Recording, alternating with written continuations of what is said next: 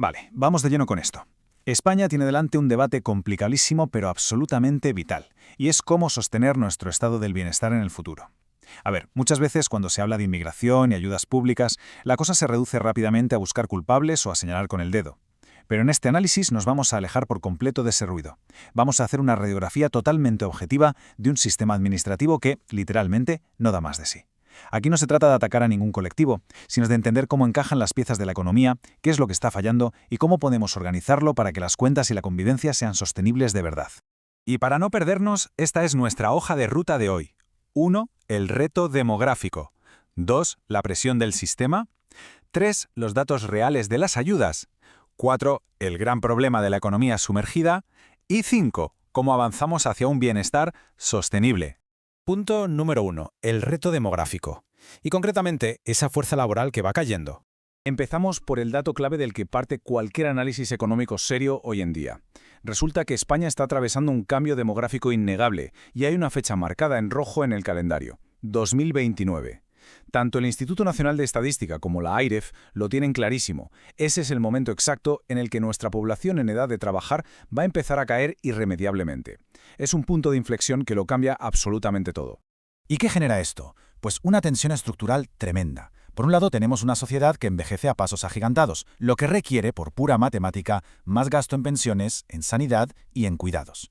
Pero claro, por el otro lado nos encontramos con una fuerza laboral cada vez más pequeña. O sea, la base de personas que pagan impuestos y cotizan a la seguridad social para financiar esas necesidades vitales se está encogiendo. Es una ecuación que, sin meter elementos nuevos, simplemente no cuadra. Y ante esta caída de cotizantes, los números hablan por sí solos. La AIREF calcula que se va a necesitar 1 millón de inmigrantes al año entre 2029 y 2050. Foment del Treball sube incluso la apuesta a 1,4 millones para 2035. Todos los grandes organismos económicos coinciden en un hecho incontestable. La mano de obra extranjera es absolutamente indispensable para mantener la velocidad de crucero de nuestra economía y sostener las pensiones, sobre todo en sectores tan críticos como la hostelería, la construcción, la agricultura y los cuidados. Pasamos al punto 2, la presión del sistema. Infraestructuras que están al límite. A ver, la necesidad de trabajadores es clarísima, pero tenemos que explorar la otra cara de la moneda, la presión sistémica. Y lo verdaderamente interesante de este punto es entender que la inmigración, por sí sola, no ha creado esta crisis de recursos. El problema real aparece cuando un volumen alto de personas llega a un sistema que ya sufría carencias estructurales de base. No es un problema de las personas en sí, es un problema de que el sistema no tiene capacidad para absorberlas. Y ojo, porque para gestionar esto bien tenemos que separar dos conceptos que se mezclan constantemente. Regularizar es un trámite administrativo, es reconocer un estatus legal o pedir un contrato de trabajo. Pero la integración es un proceso muchísimo más profundo. Significa que una persona viva, trabaje, aporte económicamente y participe en la sociedad.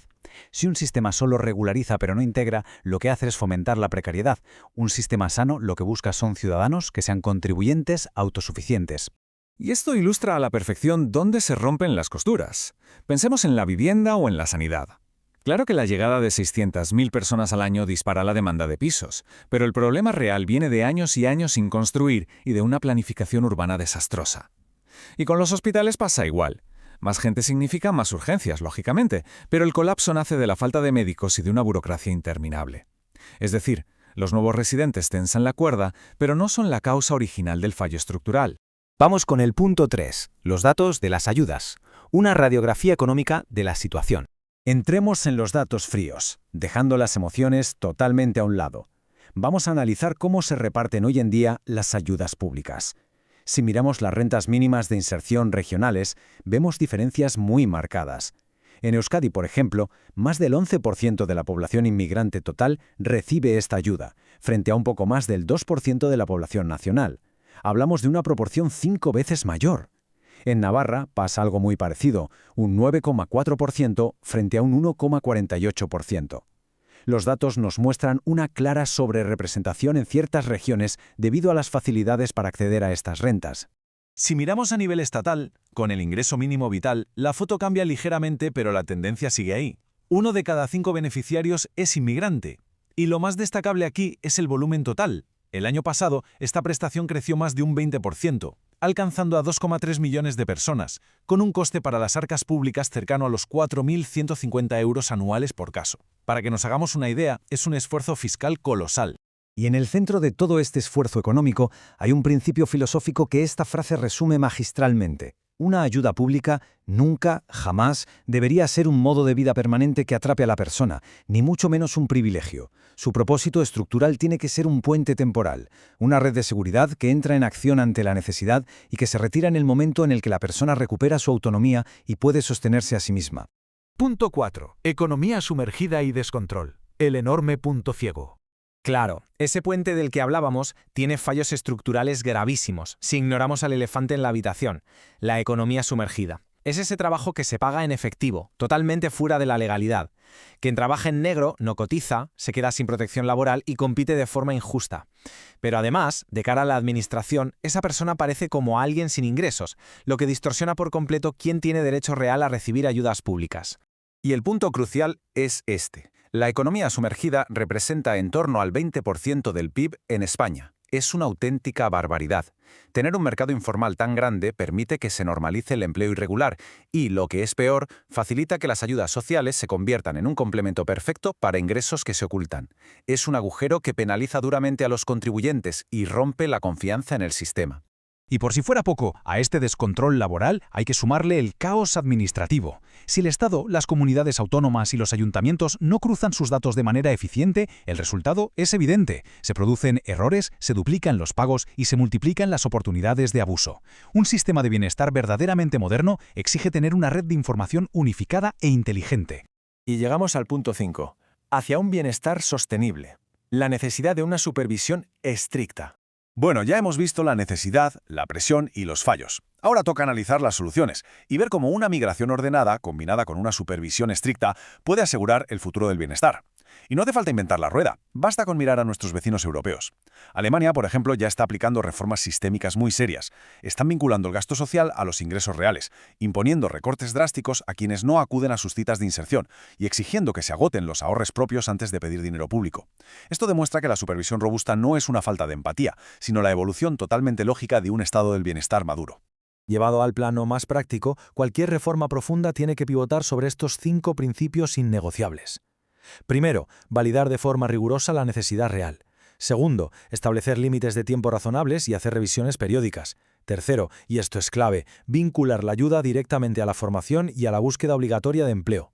Cuarto, que todas las administraciones crucen y compartan sus bases de datos.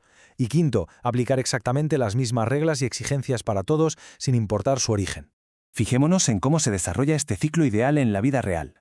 Todo debe empezar siempre por una situación de necesidad real y justificada, que por supuesto debe estar sujeta a un control exhaustivo. Durante ese tiempo se proporciona formación enfocada a lo que pide el mercado, lo cual debe desembocar directamente en un empleo formal. El objetivo final, sin excepciones, es devolver a la persona a la autonomía plena. En definitiva, el análisis de todo esto nos dice que una administración seria no tiene que elegir entre la compasión y los números. No se trata de cerrar puertas de forma inhumana, pero tampoco de abrir el presupuesto de forma irresponsable. La justicia social requiere acoger y ayudar a quien de verdad lo necesita, pero implementando unas reglas tan estrictas y transparentes que garanticen que abusar del sistema sea prácticamente imposible. Y con esto llegamos al final de este análisis, y nos queda una reflexión fundamental flotando en el aire. Si el estado del bienestar es el pacto más importante que compartimos como sociedad, ¿cómo logramos ese equilibrio perfecto? ¿Cómo se consigue mantener la humanidad necesaria para integrar a la nueva fuerza laboral que tanta falta nos hace, aplicando al mismo tiempo esa frialdad matemática y ese control fiscal indispensables para que el sistema no colapse? Es, sin lugar a dudas, el gran reto de nuestro tiempo. Gracias por habernos acompañado en este recorrido analítico.